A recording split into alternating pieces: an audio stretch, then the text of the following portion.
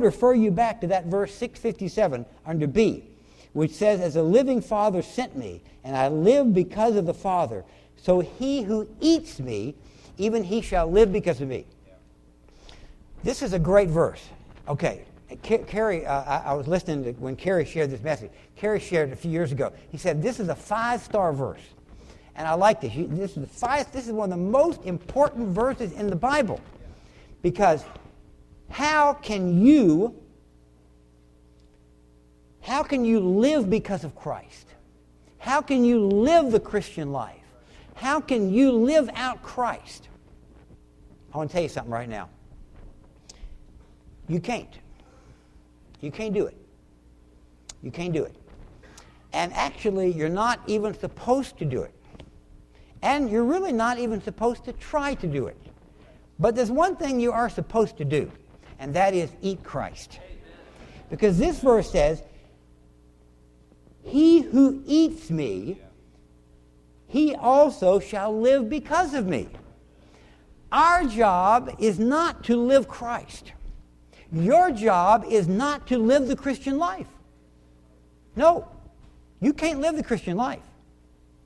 I told this story too, but I'll tell you again. Before I was a Christian, I was an atheist, and I was reading all these atheist writers, and one of them was very much against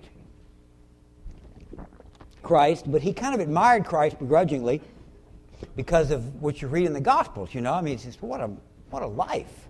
What an incredible life he lived. But he was an atheist. But he said this. He said there was only one Christian, and he died on the cross. In other words, all these people, they're not really Christians. Jesus, he was pretty good, but none of these other people are worth anything. So there's only one Christian, he died on the cross. Okay, in my unbelief and my anti-God attitude, I wrote that on a card and put it under my glass on my desktop. Because I thought, okay, Jesus, he's okay, but the rest of these guys, I mean, they're all claiming to be Christians. I don't see them acting like Christians. I'm not acting like a Christian. Maybe Jesus was a Christian, I guess.